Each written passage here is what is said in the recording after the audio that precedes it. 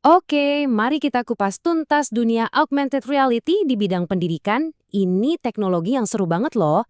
AR ini kan menjanjikan cara belajar yang benar-benar baru, mengubah HP kita jadi semacam jendela ajaib ke dunia digital yang nyatu sama dunia nyata kita. Keren kan? Nah, ini dia pertanyaan besarnya. Kayaknya semua orang, mulai dari guru, developer, sampai murid, pada semangat banget. Kita semua ngebayangin pelajaran sains di mana kita bisa lihat molekul terbang-terbang di kelas, atau pelajaran sejarah di mana tokoh-tokoh kuno tiba-tiba hidup di depan kita. Kedengarannya sih revolusioner banget ya. Tapi gimana kalau ternyata semua hype dan semangat ini sebetulnya dibangun di atas fondasi yang agak goyang? Bukan karena teknologinya jelek, tapi mungkin karena pertanyaan yang kita ajukan selama ini untuk ngebuktiin kehebatannya itu keliru. Coba kita lihat dulu situasinya. Selama lebih dari 10 tahun terakhir, kita tuh kayak dibanjirin sama banyak banget penelitian dan review. Dan hampir semuanya bilang hal yang sama. AR itu efektif, AR itu bagus buat belajar. Dan tentu ada alasan bagus kenapa AR ini populer banget. AR bisa bikin konsep-konsep yang abstrak jadi kelihatan nyata. Kita bisa pegang dan putar-putar objek 3 dimensi dan belajar jadi kayak main game. Bahkan studi-studi besar yang rangkum banyak penelitian lain atau meta-analisis hasilnya konsisten nunjukin efek positif. Jadi kelihatannya buktinya kuat banget kan?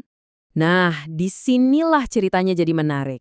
Sejumlah ilmuwan mulai menyuarakan keraguan. Mereka bilang, jangan-jangan semua bukti positif ini punya cacat mendasar dalam cara penelitiannya dilakukan. Ini serius loh, karena artinya bisa jadi banyak waktu dan uang yang sudah kita habiskan itu berdasarkan pemahaman yang salah kaprah. Poin utamanya tuh ini. Ini bukan soal teknologinya yang jelek. AR itu alat yang potensinya luar biasa. Masalahnya ada di cara sebagian besar penelitian dirancang buat tanda kutip ngebuktiin keampuhannya. 80%. Coba deh, kita renungkan dulu angka ini. Angka yang gede banget, dan ini adalah inti dari masalah yang lagi kita bahas. Jadi gini, ternyata 80% dari penelitian yang membandingkan AR di dunia pendidikan itu cuma melakukan satu hal. Mereka membandingkan belajar pakai AR lawan belajar pakai media lain, misalnya buku pelajaran.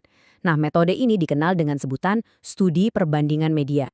Dan yang lebih bikin khawatir lagi, metode yang dipertanyakan ini bukannya berkurang, malah sebaliknya. Seperti yang bisa kita lihat dari data ini, jumlah penelitian kayak gini tuh makin banyak dari tahun ke tahun. Kita seolah-olah malah makin getol melakukan pendekatan yang mungkin dari awal udah salah arah.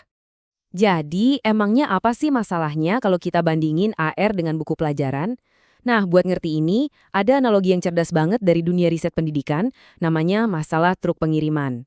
Pada tahun 1983, jauh sebelum AR ada, seorang peneliti bernama Richard Clark bilang begini, intinya, media, mau itu buku, video, atau sekarang AR, itu ibaratnya cuma truk pengiriman. Truknya sendiri nggak bikin kita sehat kan? Yang penting itu muatannya, belanjaan di dalamnya. Dalam hal ini, metode atau desain pembelajarannya. Nah, disinilah letak perbedaannya. Selama ini kita sibuk nanya, truk mana yang lebih kencang? Padahal pertanyaan yang seharusnya kita ajukan adalah resep masakan di dalamnya, desain pembelajarannya, mana yang lebih efektif. Coba bayangin, kita bisa aja punya truk AR paling canggih. Tapi kalau isinya materi yang dirancang asal-asalan, ya hasilnya nggak bakal lebih bagus dari buku pelajaran yang isinya dirancang dengan sangat brilian. Oke, jadi kalau membandingkan media itu ternyata jalan buntu. Terus gimana dong cara yang benar? Tenang, ada kok cara yang jauh lebih baik dan produktif untuk meneliti teknologi pendidikan. Kuncinya adalah mulai mengajukan pertanyaan yang lebih cerdas. Para ahli menyarankan kita buat geser fokus. Dari yang tadinya nanya apakah AR itu bagus, jadi nanya bagaimana dan kapan AR itu paling bagus. Ini membawa kita ke dua jenis penelitian yang jauh lebih berguna.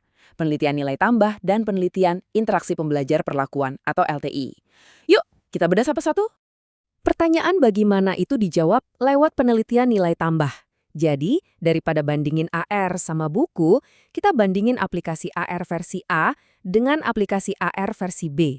Contohnya gini, apakah aplikasi anatomi AR yang ada getarannya pas kita sentuh tulang yang benar bisa bikin siswa lebih ingat daripada aplikasi yang sama persis tapi tanpa getaran?